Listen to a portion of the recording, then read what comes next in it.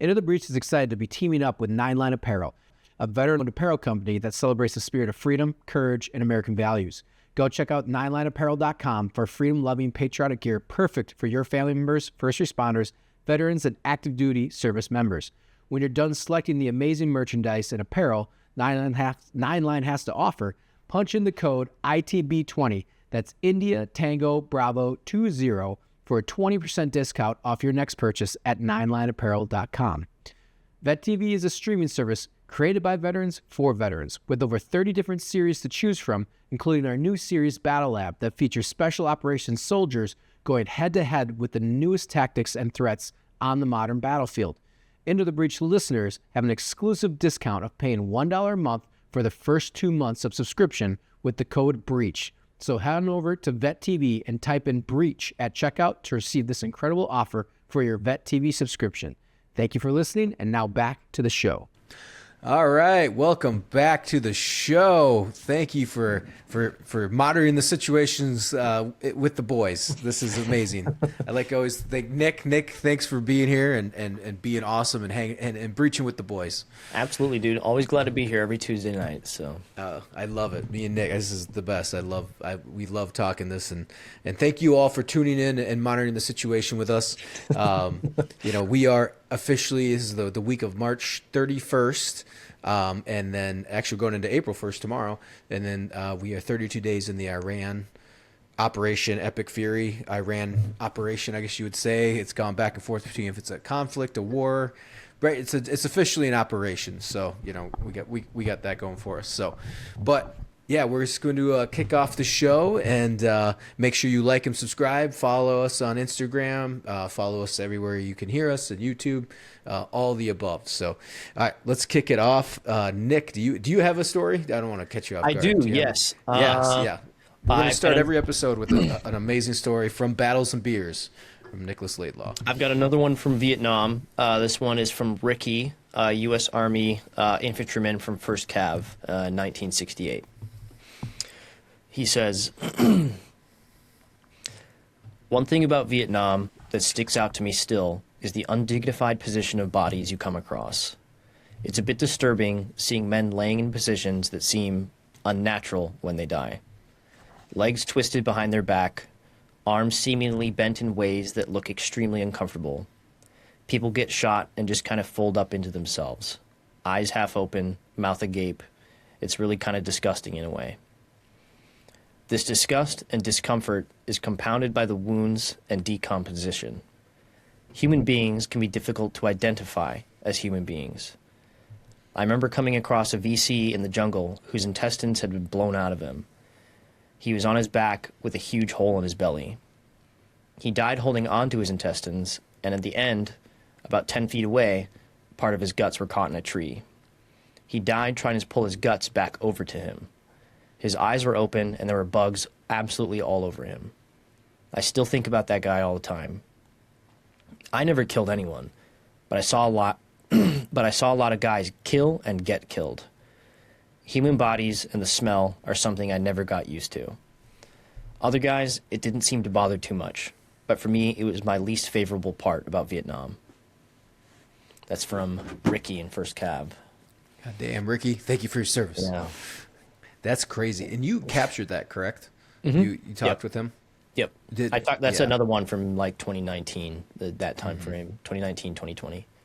Yeah, still unreal. The Vietnam guys, man. I'm actually contacting some family friends, and they're our neighbors, and we've been close with them for a while. But both their fathers were Vietnam. One was a door gunner, and then one was like I think like an APC or something like that, whatever that was or something like that.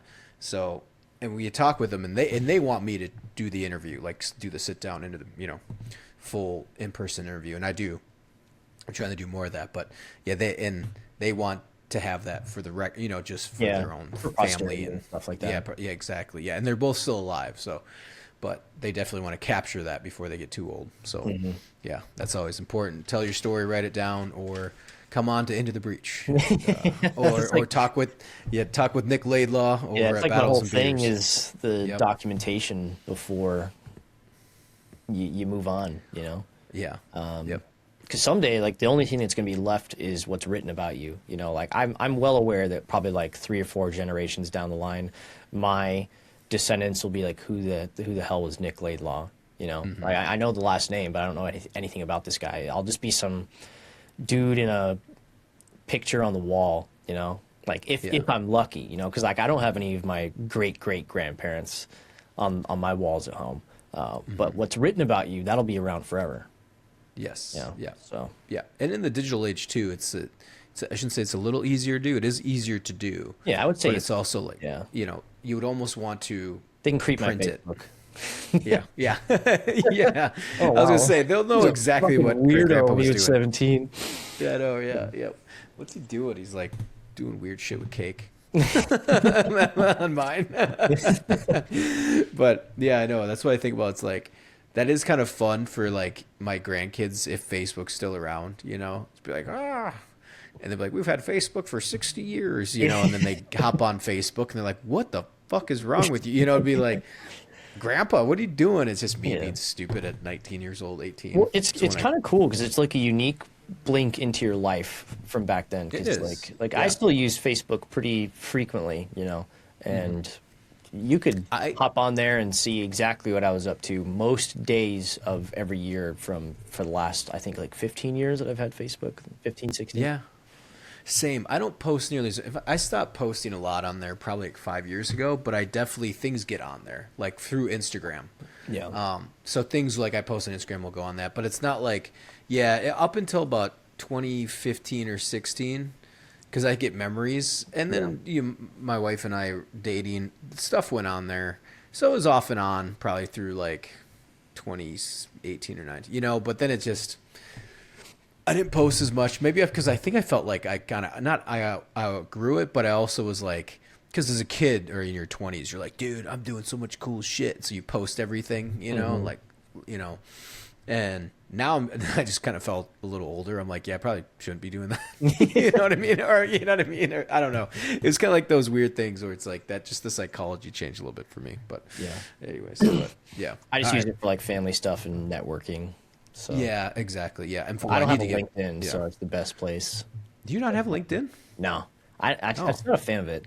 I started one like probably 10 years ago, and I was like, this is kind of lame. Yeah. Yeah, I'm not a fan.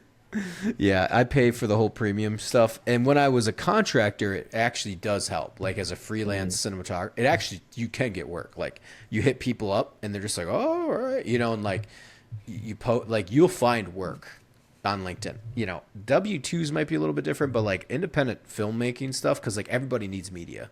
Yeah. So if they like your reel and they're like, oh, okay, yeah, what do you got? And you should like, it's very, it works, at least in my field. I don't know how it works in other people's field. So, but I do love like the best of LinkedIn. Yeah. Or, like all those like meme pages about like, and it is ridiculous, you know, like what people are posting. You're like, what? like don't post that. It's like, it's kind of like what Facebook used to be with your status updates, but you would use the lyrics of a song, but then, and now it's just LinkedIn on how you know, or every single thing is a way to sell or to manage a leadership quality or some bullshit like that. Yeah. And if you don't know what I'm talking about, just go on Instagram and, you know, type in best of LinkedIn and you'll find out.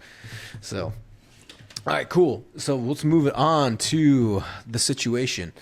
Yeah, man, there's a lot going on. I mean, I have a whole list here. We can kind of start. I mean, we are on day 32 of the Operation Epic Fury. There was a Pete Hegseth, Department of Secretary of War, and his buddy in the Air Force. Sadly, I can't remember. I don't know his the general in the Air Force. He's crushing it. But they're kind of talking. You know, that was kind of a big update today. Isfahan got hit. And I'll pull up the video here, but that was a pretty big bunker buster. And Trump even retweeted the same video. It looked like they actually hit a significant ammunition depot or weapons or whatever it is. There's some rumors going around that it was plutonium. I don't think it's that, but you know, people get pretty wild on the socials. I don't think they'd store it that close to the surface. No, I 100%. Like if a bunker buster can reach it, I don't think they're hiding that well enough. No. Well, yeah, because I think Fordo was something ridiculous. Like, yeah. So here's the video.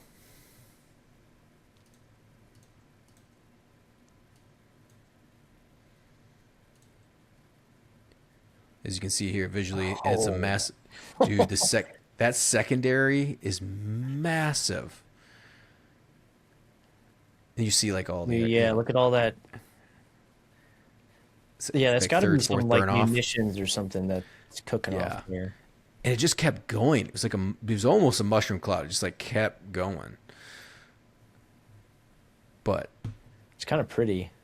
yeah. Oh yeah, look at that one at There's the end. yep. So Turns out it's something lame like a firework factory. I know, yeah. And I'm gonna see if I can find. There's notes on it.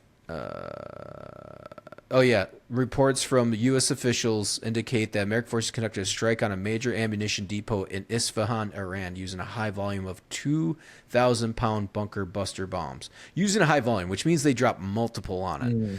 The operation, detailed by the Wall Street Journal, targeted the site amid ongoing regional tensions. Isfahan has been linked in recent analysis to underground storage of Iran's highly enriched uranium stockpiles. Oh, all right. So maybe OSIN's socials weren't so wrong, or they're onto something. According to accounts, the strike triggered secondary explosions, producing large fireballs visible in the sky, and shockwaves felt across the area. President Trump posted an uncaptioned video on Truth Social showing the chain of explosions lighting up the night sky, which officials indicated captured the strikes in progress. Dude, I'm surprised. I'm saying this right now. I'm surprised that Trump isn't like just taking the raw footage from like the ISR and just like He rock would. it. That's what I'm saying. Like, why are we? I'm like, Why are I we feel getting like he just third-hand cell phone footage? Like, yeah. Why is the president of the United States using third-hand cell phone footage? Like, it's like, give me my cell phone.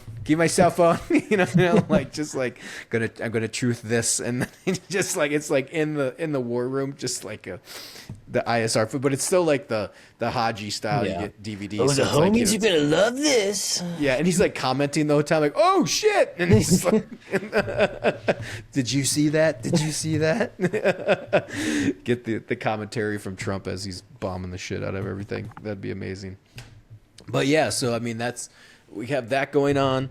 The head of Besiege Intel directed. This is a few days old. Here, I'll share this again. Kind of run through our notes here. This is kind of old, but it's pretty relevant still.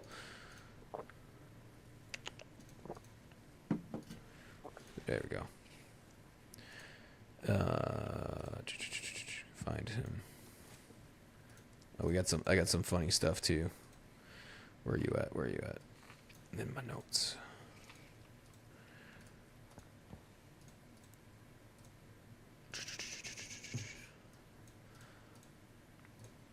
All right. Well, thought I had this in my notes, but apparently not. Yeah, one of their main dudes, the Besiege Intelligence Directorate, Ishmael Ahmed was killed, and that was by the IDF forces, I believe. But Surprise. yeah, shocking. Yeah, Another name on the list now. Those guys are on it. I wonder if he's like the original dude that manned that post, or if he's another replacement. Yeah, and that's the thing is, I mean, they're cycling those guys out like crazy, and like I said, things are just going. I mean, I would say, well, I mean, we can obviously talk about the feelings here in the U.S. I saw you had there was a good post. I think was it Red Cell, and you collabed on the other night. I thought it was a good post. I think opinions on both sides are valid. Yeah, I agree, and like I understand completely. Like it's guys that we all fought in the GWAT, the no guidance with what's going on in combat and war. We always have to deal with politicians, and like no one was going to do anything. So I understand that frustration. Obviously we've talked about it on this show before, but it's like, I feel like this is much different. And even though people want to compare it, but I understand why people are probably frustrated with all of this, and whatnot. So I mean, I get it. Everyone's got good, valid opinions on how of why this is happening, or how they feel we shouldn't be in it, or if we should. But I get why people think that we shouldn't be doing this, but Yeah, it makes sense. I did another poll this week on my Instagram for like asking for opinions on like whether they support, don't support, or they're neutral on it. And the most recent results are which week was this? March 30th. Okay. So it says, now that we are almost a month into Operation Epic Fury, do you support the United States and Israel and their operation against Iran? We've got 9% supporting, 10% partially support, but they need more information from the government, 12% neutral, undecided, and 68% opposing. And then the next question, do you think the United States government, after almost a month, has properly explained why Operation Epic Fury needed to happen? We've got 4% yes, 7% partially, 5% neutral, and 83% no. So it's like over half the people who voted that they support it still don't think that the government has properly explained like why we're doing what we're doing. And then for the third question, do you think the United States has a solid plan for what comes next? And 5% said yes, 8% said partially, 7% said neutral, undecided, and 81% said no. So comparing that to last week, we are down 1% in support for the operation, and then it's pretty much the rest is the same. Like it's like really no big feelings have changed from 1 week to from last week to this week. So. And I think that is something. And about 12,000 people voted in that most recent one. Yeah. And which is impressive. I do agree with on the aspect of like the explanation of everything, and just because it's Trump, it's going to be all over the place. Like it's like I think Hegseth and them have worked on like today. They talked about. I wish I watched it this morning. I wish I was screenshotting, but apparently I didn't screenshot the time codes. So I'm like about 10 minutes before I started, I was trying to search for what I was looking for. I don't remember what it was, but I do remember them saying like he's like these are our stated goals, like this, and this. I think they're starting to solidify those a little bit better than they did 3 weeks ago. Just like we might do regime change, we might not. These are what we're doing. But yeah, I mean, and I do agree with not projecting. Like. Right now, like I think that's another funny thing is like they were talking about how like we're not going to tell you what our plan is. I think that's maybe what I was trying to do doing with that press conference this morning. They're like, oh, so you're going to do this? He's like, why would I tell you? Like, why would I ever say that we're going to do a certain thing or that we give the enemy, a few weeks or you know what I mean? Like, why would you tell them when it's going to end? Because they'll just wait you out, and then continue on. So. I do feel it's that weird thing of like in the West, we have freedom of information. We hold our, quote unquote, which I think we do, hold our leaders accountable, the freedom of the press, all this other stuff, information flow. But we're still dealing with like pretty secret operations, like OSINT, OPSEC. Like we're not going to, just because the Wall Street Journal wants to know when this war is going to end doesn't mean you actually tell them, It's not their right to know. I think that's a frustrating part among the U.S. population.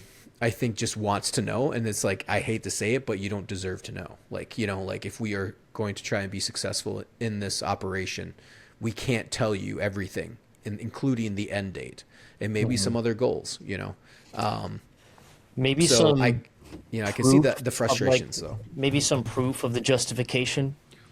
Like I know, like nukes was a big thing. Like, like one of the guys in the poll, he said, "Well, like, what about Iran's nukes?" And like a valid counterpoint to that is like, well, where's the proof of that? Like we've been told several. Like I can remember several points in my life where Iran has been days or weeks away from a nuclear weapon. And Yeah. show me. I would be way more in support of this if you could show me. Because now you got Joe Kent saying, like, since 2004, there's been, like, legislation in Iran that's saying, like, they're not going to pursue nuclear policy, and everything since then has been them just posturing by saying we have this much uranium, plutonium sort of thing. I could see either way, like, I could see them saying that, like, in the legislation and then pursuing to build a nuclear weapon. Like, I don't agree Iran should be a nuclear power at all, but I would feel better about these operations if there was, like, if this wasn't just like a 2003 all over again, where it's like, what about the WMDs, and then there are none, And I agree. I think the objectives they stated a lot more clear today, which they've been kind of stating for the last few weeks, which is destroy their naval capabilities, their missile factories, ballistic missiles, obviously no nuclear weapons, and I think that is I agree with people. They're like, well, they may or not have been developing. They were kind of developing. We destroyed, we blew up Fordor back in June or whenever it was last year. Yeah, because then we were also told the program was obliterated back then. Yeah, so that's the other thing. And granted, a lot of it is probably just Trump talking out of his ass. Because, like, love him, hate him, he does that a lot. Like, a lot of what he says is just unscripted, off-the-wall shit. Yes, what got him elected in 2016, I think, is just the free ball and raw dogging it when he fucking got the mic. Yeah, but and then like I said last week or the week before that, there'll be some goalpost moving, and I think Trump did a little bit of that, because I think it was on Truth Social yesterday or the day before that, where he called Iran, their government, the new regime, and so now he can. Just because we've killed a lot of people in the government doesn't necessarily mean it's a changed regime. It's just the same dudes with new guys they've propped up. But well, here's I think it'll be easier for the supporters to swallow in Trump's eyes if oh, look, the regime did change because we killed half of them. So well, technically, yeah. I mean, yeah, I know what you mean. Yeah, it's like if Hitler died in 1942 and then, like, I don't know who, Goering took over, is that a regime change, or is it still the Nazis, Yeah, I know what you mean. No, exactly. Here, I'll actually, I'll share this here. Come on.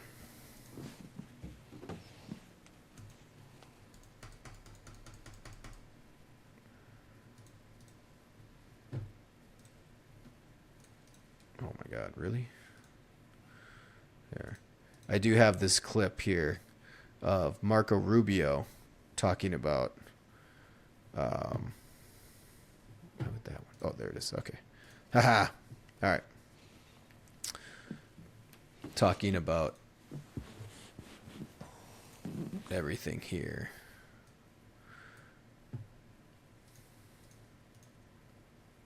More reasonable regime is the United States is in direct contact with them.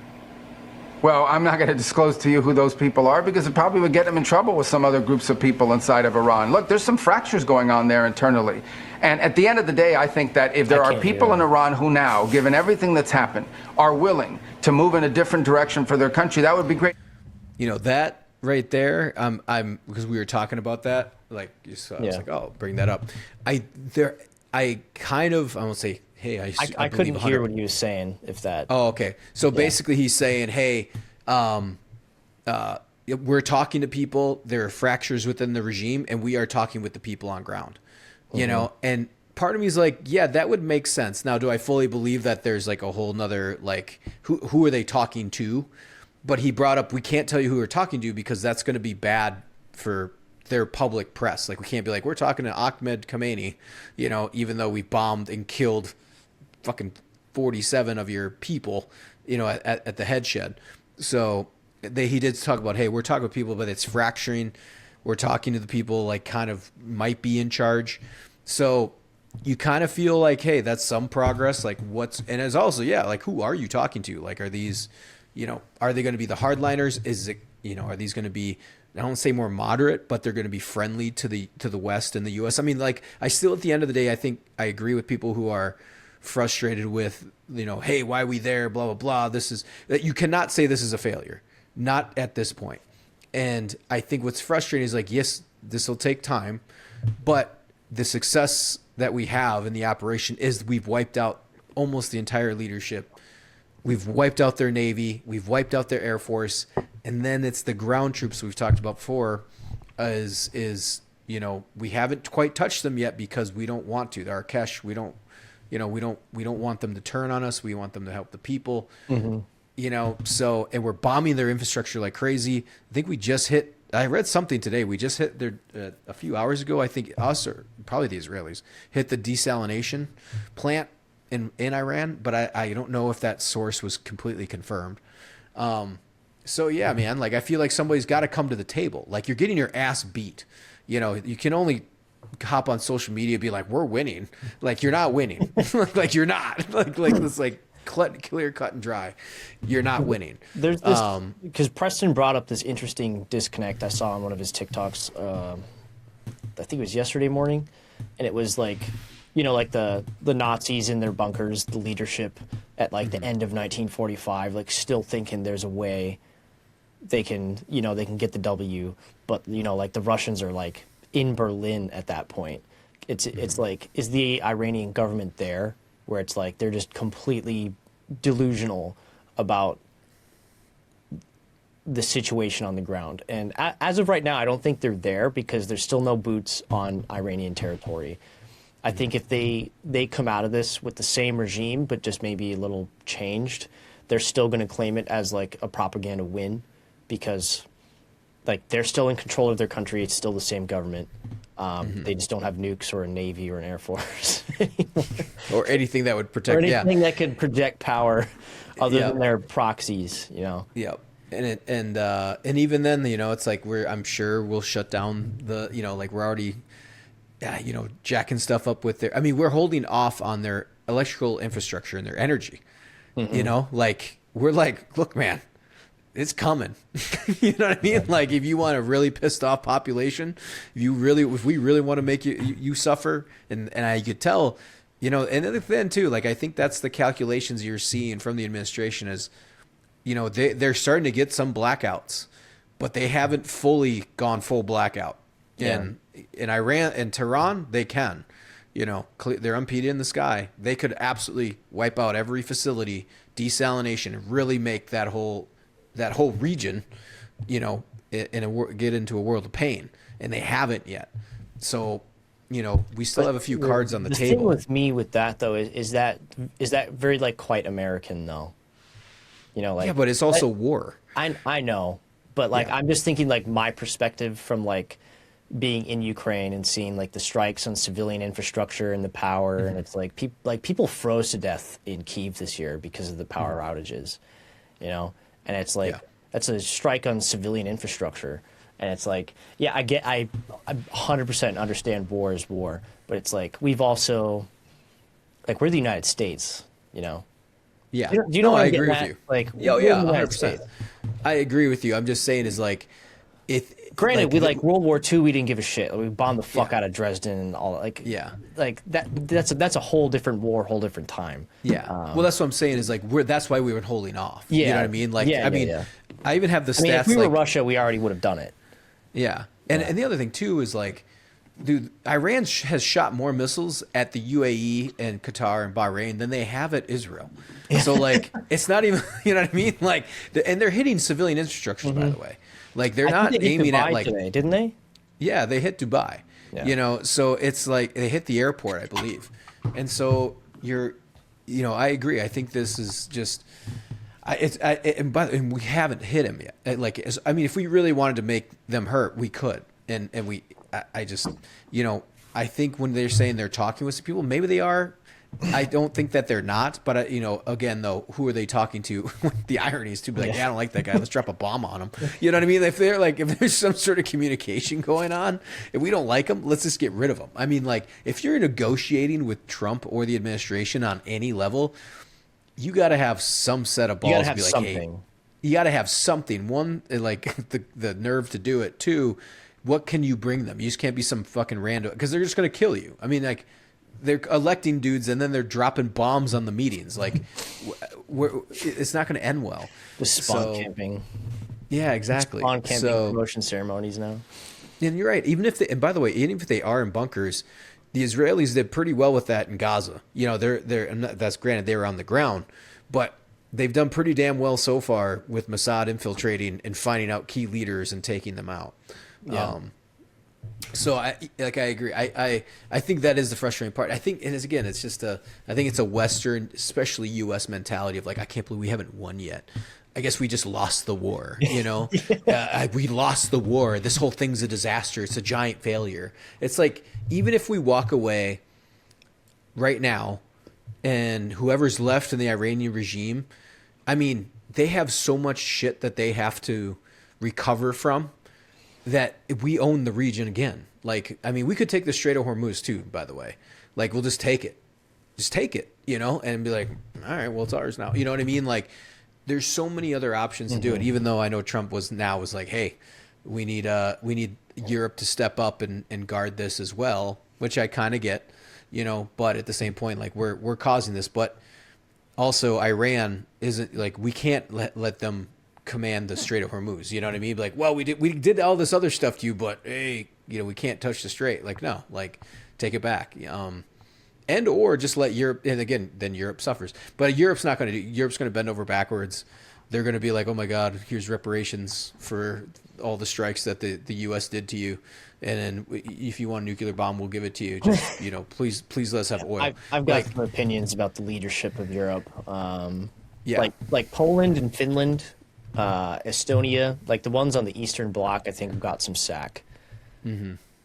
Except for Hungary. But all the rest of, like, the major powers in Europe, it's like, I don't know, man. There's just no fire in them, you know? No, there's not. No, there's not at all. At all. I don't think they'll do anything. And I saw today Spain closed their airspace to U.S. military aircraft operating in Iran. Mm-hmm. Well, Italy did the same. Italy was trying to shut down, because we have a lot of bases in Italy. Yeah, we got a lot of bases everywhere. Yeah, and they're like, yeah, you can't eat blah blah blah. And I'm like, bitch, what are you talking about? Yeah, and then I saw the Germans want to close the U.S. bases and send 40,000 troops home. Oof. Which, honestly, like, yeah, okay, fine. Like, yeah, do you know what's going to do to your economy? I mean, it wouldn't probably do a ton to. Well, it would do a little bit to your economy. Our strip clubs and tattoo parlors. I know, right? Yeah, all that money that flows in from infantry dudes coming in and soldiers. Yeah. Like, all right, you can deal with Russia by yourself, I guess. Exactly. Yeah. I agree with that too. It is frustrating to see Europe just kind of just be cowards, you know, like they just let anything happen, you know. It is like a weird, not to go on like some. I wouldn't say all of Europe. I'll refrain. Like the Western Europeans, like Eastern Europe they still got fires under them, you know. Yeah, like, I love the Finns and the Polish government. Like, those guys are. Poles. They're very aware of the situation, but they've got bigger priorities than Iran right now. Yeah, in fact, I think Poland denied the U.S. request for Patriot missiles because they're like, dude, we can't give up our Patriots. Yeah, we need these. We need these. Like no joke. We're not messing around. I'm sorry, you know. So I stop shooting Shahheads down with Patriots. Exactly. Yes. 100%. Start using the Ukrainian tech or whatever other tech you can. They're like, you know, interceptor drones, $4,000 to shoot down a Shahhead, over $3 million. Exactly. For a Patriot, like, that's a good trade deal, Donald. Exactly, yeah. Or just 50 cal, man. you go. I don't know how that might be a little true. I don't know how 50 cal would be pretty cheap, but it would be fun. Yeah. It would be fun though. Give the infantry boy some, you know, some good. Yeah, throw him a bone. Yeah, give him something to do. But no, I agree. I think that's something that is frustrating to me to watch, because just like they're just not sticking up for themselves, and that is kind of that weird. You know, I sound like Alex Jones or something, but like that weird globalist mentality, just let everyone in through the, you know, no borders, blah, blah, blah. Everyone's home. It's like, no, dude, you still have a culture to defend. You still have pride, like have pride. And that's the other thing too, I guess I see, again, it's social media, but when people are going like, oh my God, this is the end of the American empire, it's flailing. I'm like, the end of the, like, was it the glory days like 2 years ago with Biden? Like, you know what I mean? Like your opinions don't matter. And also, the world is looking at the U.S. right now, and believe me, they're not going, "Oh my God, the U.S. They're the end of it." We've literally gone in and beat the shit out of like 3 different countries. Venezuela is now not in our pocket, but they're working with us. We just snatched up their president overnight. Cuba is basically, we're sending. I mean, I think Trump today was like, "Well, we let some oil. They can't." Yeah, What they he sent said, a Russian oil tanker. I was hoping they would confiscate it personally. Yeah, well, because he like any goes, hell to Russia is a win to me. So yeah, exactly. But he said, but again, this is what's the long game here. Cuba is already reached. They're already negotiating with the U.S. They're having rolling blackouts in Cuba right now. And so he's like, "Wow, we don't want people to go cold," or whatever it was. He's like, "They need power." So, so he's letting, I mean, come on. You know what I mean? Like you can see that Cuba is going to be playing ball with us. And Marco Rubio is going to make sure that, that's their next plan. Like that's the next stop is Cuba. The official, I don't think there's going to be any military action. I think that's just going to be, "Hey man, like you've seen what we did to Venezuela. You see what we're doing to Iran. You're like a baseball's throw from Miami, like let's not play this game." And then in Iran, we're crushing Iran, and yeah. So when people say that, it's like, what are you talking about? Yeah. So what? Gas went up a little bit. I think the perception has changed, like the opinions on it, but like as far as like the United States like crumbling and like becoming like a post-Soviet Russia, where it's just ass. Yeah. I disagree. I would argue we're stronger militarily now than we've probably ever been, and that's not going to change anytime soon. Like I think we're spending $1.5 trillion next year on the not DoD, the Department of War now. Yeah.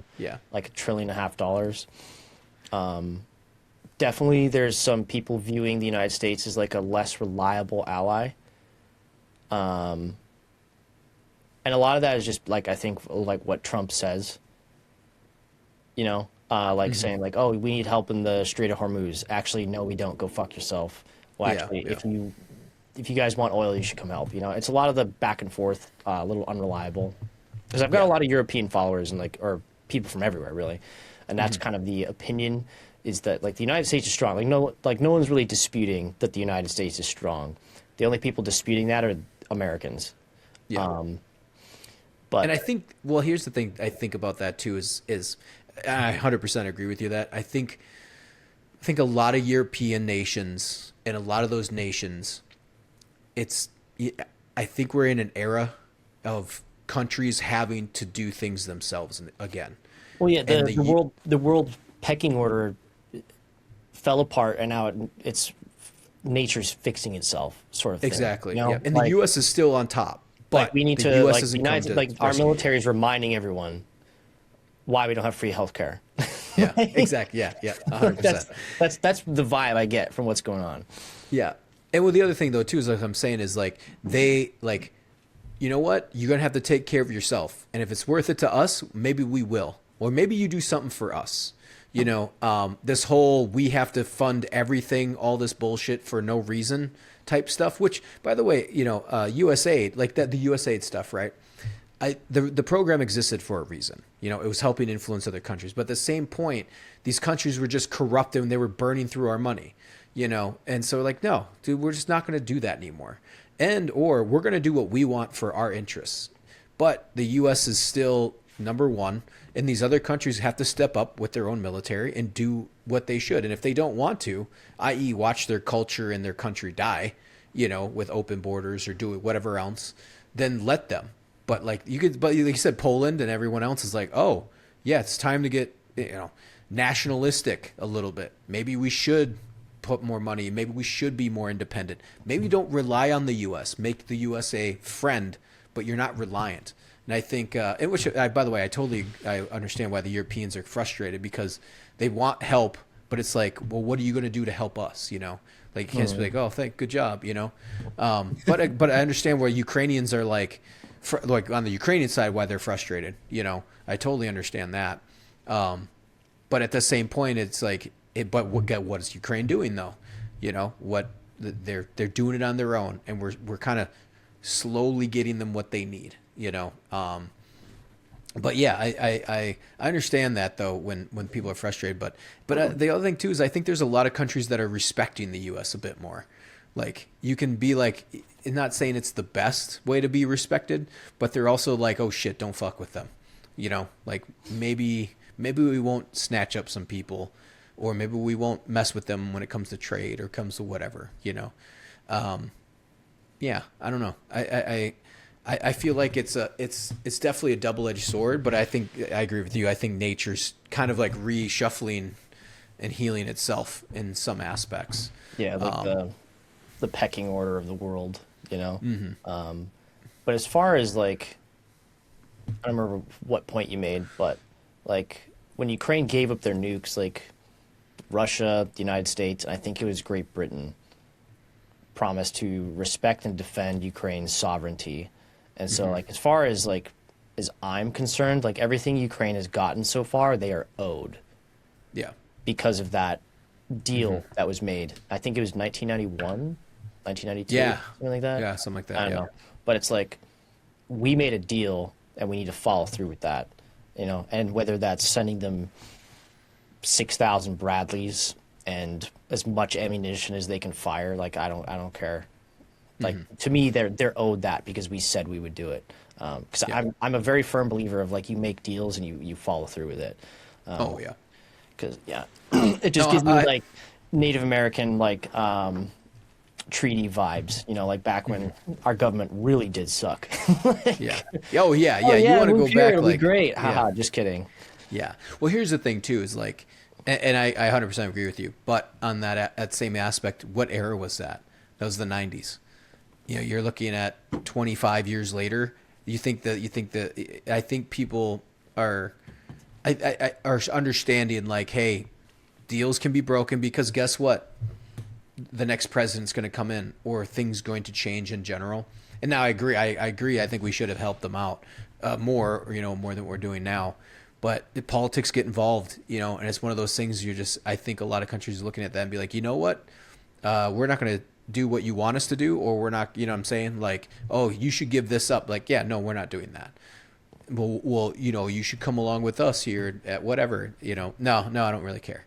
You know, I think, and now it's sad because some of the countries are so far along, but I think a lot of the countries are starting to realize that. Like Poland is just like shutting it down. They're like, absolutely not. We're nationalizing. We're making sure our borders are strong, our military is strong. They're still not the strongest, but they know that they're allies with the U.S.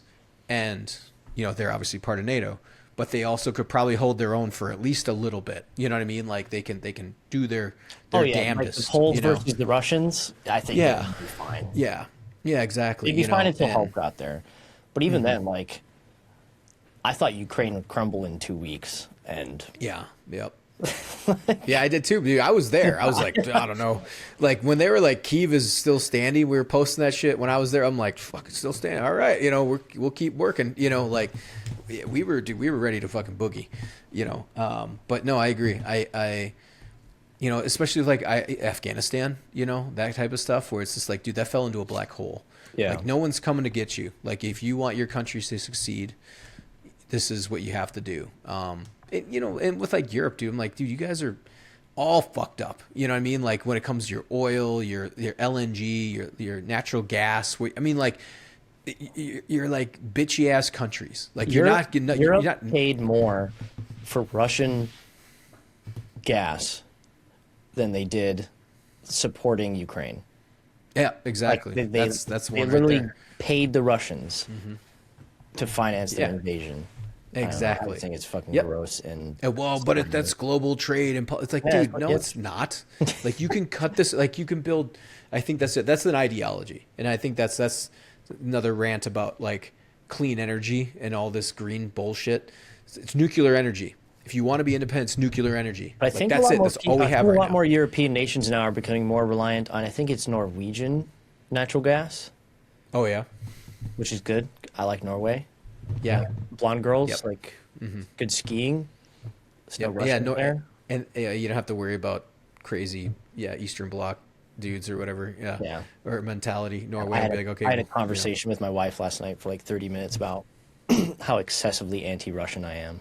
Like, well, they tried to kill me. So like, Yeah, I feel like exactly. I'm pretty justified in this. Yeah, same. Yeah, I agree. Like we were there. Yeah, let's And again, though, it's an end of an era when it comes to the Russian culture in the U.S. too, because there was fun, man. Like you had your Call of Duties, you had your Yeah, video that's the games. thing. Like pop culture now, know? like I'll never be able to take the Russians as the big bad guy seriously ever Yeah, again. or your kind of reluctant friend. You know what I mean? Like it's you're like, oh, the Ruski, yeah, he's here. He's our buddy, our Eastern Bloc buddy. Yeah. Now we can't do Iran. It's China. They're the big bad guy left in video games for us. So Yeah, China. Yep. And then there is I don't know. This is kind of I don't know how true this is. Again, this is something I was seeing on the socials or podcast, clip circuit about China, is that apparently this researcher, she was talking about China and how their numbers are falsified, and she was making some. And she was totally making actually really good points, which I never thought of, right? Because everyone's like, oh, they got 3 billion people, or how many billion people, right? And then she started running the numbers, and she was like, the numbers don't make sense, like logistically. And which is a great point when she brought this up. She goes, you also have to remember the one-child policy. How would a nation grow with a one-child policy? And that nation's culture did not want girls. They wanted boys. Mm-hmm. So how do you reproduce? You know what I mean? You can't reproduce. And there's a bunch of other stats. I wish I could bring it up. And I was like, actually, that's a really good, that's actually a really good analysis. And she was like, basically, headed for a population crisis because of the one-child policy. Exactly. That is one factor. And then it's like starvation, famine, communism, all these other things, right? That factor into that. But then she was saying, I think she was estimating, because I can't remember how she was trying to confirm or cross check the numbers, but I think she was saying maybe there's only like 500 or 600 million in their boasting that they have like 3 billion, 2 billion, whatever, but it's not. It's like it's under like 1 billion people. And then you start looking at those numbers and you're like, wow, well, not saying it would be great to take them on still, but it also, only 500 million. Yeah, only 5. Yeah, exactly. Or only 800 million, whatever. But, their infrastructure is a bit, I think more robust than the Russians' infrastructure is, but it's still, they're the last formidable enemy. And even then though, we do trade with them. So they're not, you know what I mean? It's not like we were like, man, that trade with Russia is really strong in the U.S. They're the next closest thing to appear to us. So it's like, of course we have to trade with them, Yeah. And I do appreciate, I mean, like what Joe said 2 weeks ago, when he's like, look, man, we were lucky that the U.S. was the first ones to have the nuclear bomb. And you kind of like crazy, like, I imagine the year 2026, like finding out the paper tigers and the only 2 kids on the block right now are the U.S. and China's untested. Yeah. Like truly untested. Like it's not a tested military. And I don't think they want to test their stuff. Like a lot of people are talking about how the Marines and everybody, all the MEUs are heading over to obviously the Strait of Hormuz and that area. Yeah. And we're kind of not leaving it open, Taiwan, but you're kind of like, hey, can they react quick enough? Blah, blah, blah, blah. But it's like, do they want to test that? I mean, they just saw us do all this stuff in Iran, and the Taiwanese are dug in like ticks. So they're not just gonna like waltz in there. Like it's gonna be a hell of a fight, and then enough till we get there, and then I think they'd hold on till we got there. But even then, I don't even know if we would show up. Yeah, and again, that's a good point that you bring up. Are we gonna risk a war with China? Or an operation, whatever you want, conflict, a skirmish. Like, 'cause we had, written agreements with the Ukrainians about that exact thing, and it would be easier to support them in a ground war than it would be Taiwan. I think Taiwan, though, even though, like, again, I hate to say this, that was in 1990s. Ukraine wasn't exactly, like, we're getting all our, semiconductors and our chips and everything from Taiwan. Like, Taiwan is, like, very interconnected into our economy, and they made it that way. The Taiwanese were like, hey man, those graphics cards and everything you're doing, like your stuff doesn't run without us. So it's like, sadly, Ukraine, you know, as much as I love Ukraine, it's not as a, you know, I would say not as important, but they weren't as, you know, as important, say, as Taiwan is in 2020. Economy. Yeah, the economy, like 2026. Like Taiwan that's a very big issue. You know, or I mean, you know what I mean? Like there's a very much stronger connection for us to Taiwan. But I agree with you though. What, you know, what if they did decide to try to take it? I mean, that's a good question, man. You know, are we going to go, or are we going to, you know, again, and that comes up to the president, by the way. Yeah. You know, that's like, would Trump, you know, we're thinking to ourselves, would Trump do it? You know, I don't know. But then part of me is also like, Trump's like, don't fuck with me. So he could, you know what I mean? Like, but he's got the ego. At the same time, still, like, yeah. he's only doing that with non-nuclear power countries. Like, Yes. you got to think, he could have strong-armed Russia into ending the war in Ukraine with those threats, but they're a nuclear power country, Yeah. you know? Is China nuclear power? Yeah. Am I? That's right. They got it from Yeah. Russia. Yeah, of course they are. Yeah. So is North Korea. Yeah. Like, that's the only reason North Korea exists still is Yes. because they're a nuclear power. Exactly. And that's why you don't want Iran to have a nuclear bomb. Yeah, exactly. Like, I think, like, it's like when people talk about this, I was like, this is a pretty small price to pay to make sure that Iranians don't end up like North Korea, but two, they're fucking fanatics. Yeah. So stop acting like you can talk and negotiate with, you know, Islamic fanatics and hardliner. You can't negotiate with them. They're on the path, you know. Yeah, like, I agree. It's like, you got to do this. It sucks. And I think that's one thing people don't understand is you can't talk your way out of conflicts. Like, you're going to have to actually just bow up and fight. Yeah, like, I feel agree. like There's the definitely West has lost that. Certain times you know? where you just got to sack up and do it. Yeah, exactly. Like, you got to throw the punches. And I think the West has lost some of that. But then again, I think the West is divided. I think you can't always say the West is going one way or the other, because I think it's just like everything else. It's always 50-50. And when you push somebody hard enough, I think they will hit back. But it's also like, what are they, you know, how far you have to push them. And I think in the U.S., like, clearly we have a Republican, you have Trump. He's gonna blow up and start throwing punches. What happens, say, in 2028? Now we have a Democrat. Are they going? You know, I'm saying, look what happened to Biden. He's not going to blow up and throw punches. Russia invades Ukraine. That happened. So every 4 years. Who knows? It goes back and forth. And again, you know? I understand the European perspective too, because they've had such a bloody history, and like World War I just got out of living memory, and there's still a bunch of people alive from World War II. So it's like I understand the hesitancy to get involved in something that again could turn into another world war, especially now that there are nukes. Then a lot of people have got them. So I get bits of it. You know, yeah. I don't know. No, well, it'd be interesting to hear from like World War II vets, like what they actually think. Oh, of course, a lot of them are dead now, but you know what I mean. Like, Yeah, most of them. There's a few left, but you're kind of like, oh, all right, like, you know, what do they think of the situation? But who knows? They're like, kill them, you know. But but Opinions I don't know. from men of a different time. Exactly. Yeah. That's problematic. It's problematic. I hate that term so much. It's problematic. I want to punch people in the throat when I hear it's problematic. Well, I hate looking at the past and judging it through the lens of someone from our time. Oh, 100%. You know? Yeah. Like, it's just an incorrect. Like, you can't be like, oh yeah, that guy's a piece of shit. It's like, Yeah. but that was just that. It was literally a different time. You know, like. Yeah, exactly. Yeah. You know, I think that's the other thing too, is like Jordan Peterson kind of brought that up about the Germans, you know what I mean? Like, like everyone thinks they're going to be the savior. It's like, no, you're not. Like, you're going to be a good German, and you're going to go along with them. And actually most of the population will be. And that's what's scary about populations in Germany. And like, they believed in the cause. They were not under some spell. They weren't fanatical.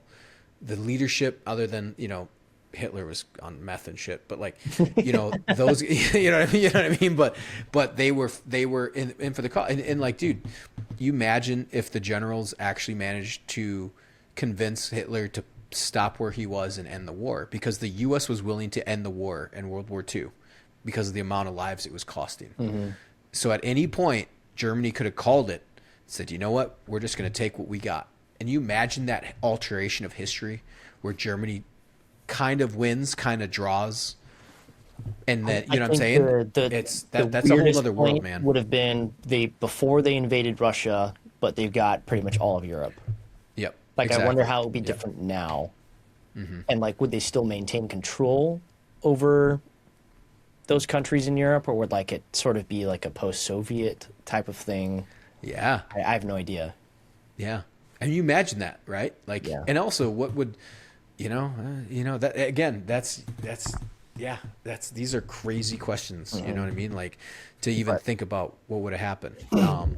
But anyways, I that's what I'm saying is like, I think, you can't look at the past through the current lens. And honestly, you look at it, it's like some of it's still very impressive what people pulled off. Like you talk about World War II, or you talk about whatever, even like you said, like with the Native Americans, like I'm part Native American. Like, I'm like, yeah, dude, like life sucked for everybody.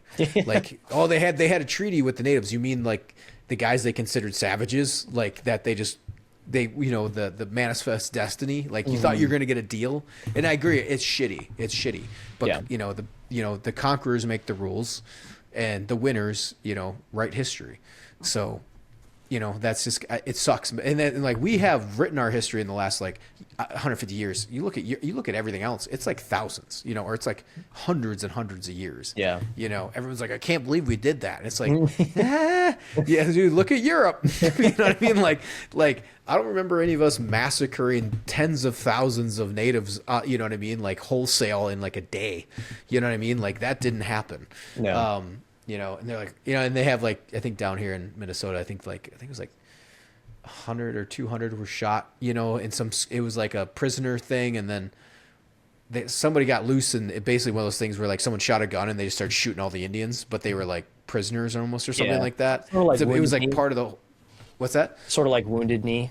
Yeah, kind of like it just was a comedy of errors, and then basically it's a massacre site here in Minnesota. I can't remember, but it's down by Mankato. They're like, I can't believe, it's like a whole like, it's like, dude, man, hey, sucks to suck, man. I'm sorry, like it's terrible. Don't get me wrong, but it's just like there is so much shit going on. Like, dude, going west, my wife. Amanda and I were talking about like, dude, going west. Do you imagine that? Like, we bitch about going to like the supermarket, or like getting on a plane, and like, what would have been like to settle. Yeah, exactly. Yeah. Like, we're gonna fight for this territory, and then we're having like 3, 4, or 5 kids, and only like 3 of them make it. Like, if that, if that, like, and every single day you're out hunting, building a house. Oh yeah, by the way, there's these like crazy, amazing, warrior hunters that are out that know the land better than you do, and they're ready to murder you. They and want your family. Scalp. Yeah, exactly. And they want your scalp. It's like, Jesus fuck, man. Like the balls it took to do that shit. Yeah, it's insane.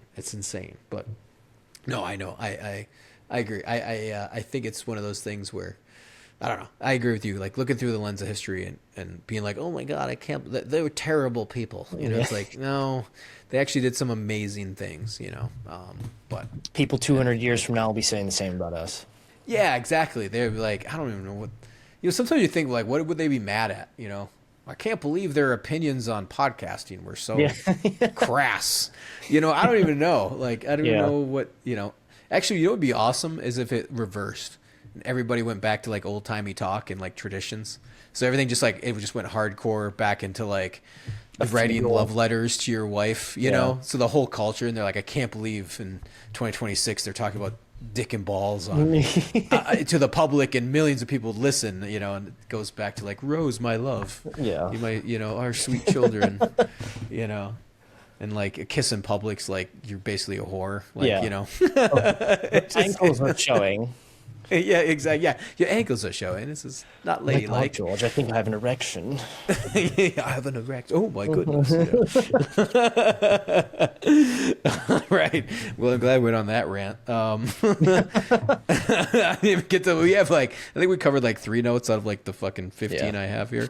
No, yeah. So we got. This is what we brought up kind of last week. So. The Iranian ballistic missile they fired at that British naval base, it was 4,000 kilometers away. So that missile could reach Europe. And I think that was Wow. kind of an eye opener. That dude, talk about fucking ballsy, right? Like Yeah. if they actually did that, like shot that, you know what I mean? Like maybe in their, again, I think there's some people that are still calculated there in Iran. Clearly, they're just like, dude, if we throw a missile into fucking London right now, do you imagine how hard the U.S. would go?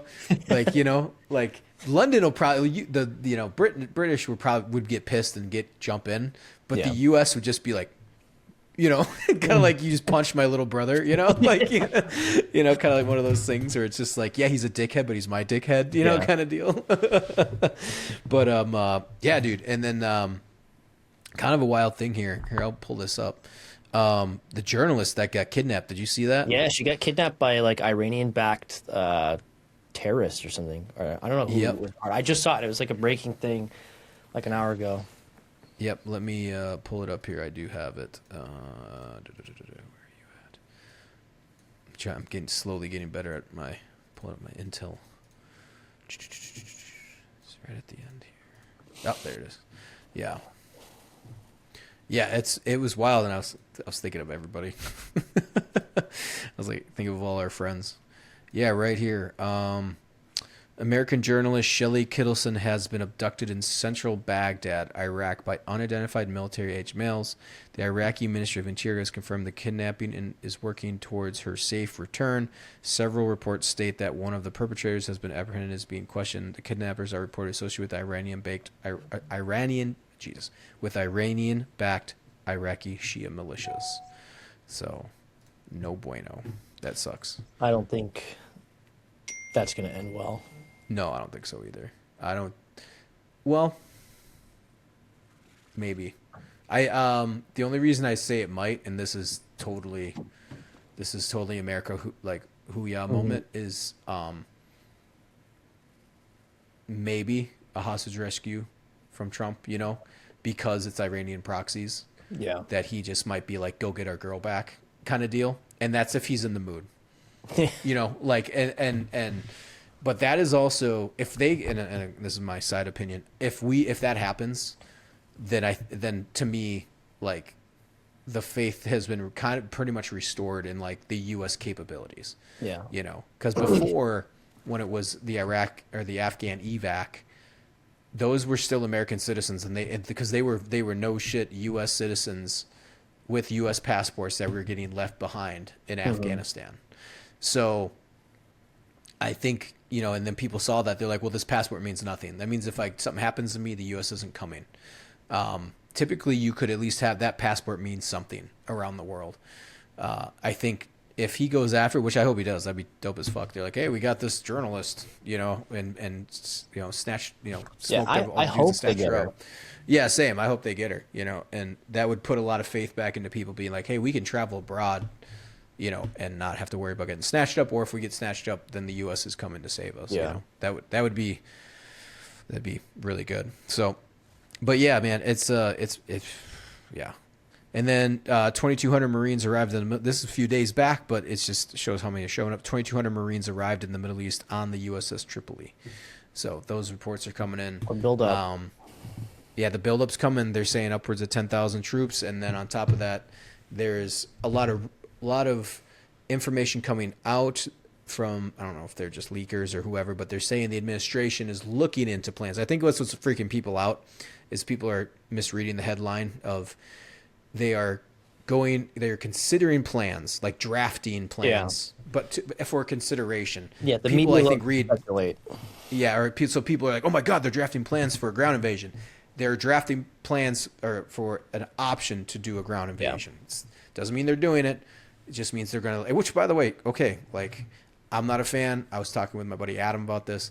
No one's a fan of this. Like no one wants boots on the ground. Yeah. The administration has to know that. There's no way that they don't not know that. You still have Hegseth, you still have JD Vance. Pretty much still have all these everyone guys. has been pretty vocal about opposing that.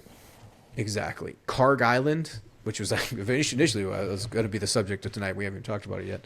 But Karg Island is still, I don't, unless we have a good stranglehold and a good bearing on what munitions Iran still has if we take Kharg Island, I mean, I don't know if you've seen it. Have you seen anything? Like if they're dug in like ticks, I imagine that the last few weeks that whatever's happening on Kharg Island, they're starting to probably dig the Iranian. Yeah. Whoever's on there is almost certainly like been digging in for like weeks at this point. There was a picture that came out earlier this week, allegedly, of a Iranian soldier there with like FPV drones in a position. Yeah. So we'll see. Which could be. I mean, that's true. We see how that Iranian militia FPV drone hit Camp Victory, so it's not out of the realm of them doing that. Yeah. But I just whoever's there, I think, is pretty dug in, and ready and waiting. Whether or not they last very long is a different question. Well, and then what's the? Go for it. That medication's making me like very nauseous. Oh shit, man! Bro, did you hear that? I heard that whole exchange. Yeah. Oh, yeah. Dude, I was just hurling in the other room. I did. I heard that. Oh, did you? Yeah. You're like, you're probably like, oh god. And then Isabel's like, oh my god. Yeah, I just went and washed my face off. Holy shit. That medication was no joke. I read it and I was like, causes nausea. And I was like, nah, I'm going to be fine. Like, nothing ever makes me nauseous. And then, like, came out of nowhere. I was like, hey, Nick, you're about to throw up. Yeah, hey, this is going to happen. All right, we'll get moving here. This will be the fun stuff. All right, Nick is recovered. He's back from the bathroom. We're going to switch over to our exclusive content. So go subscribe if you want. Go ahead and go subscribe over to Vet TV if you want. The full show. 2, you get all the extra content, about 30 odd plus some shows, plus Embed Actual, show that I directed along with Battle Lab, as well as I directed. If not, subscribe over at Spotify for exclusive content, Patreon for exclusive content. Help support the show.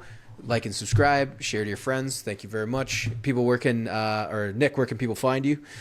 You guys can find me at Battles and Beers on YouTube, Instagram, and Facebook. All right, we're switching over.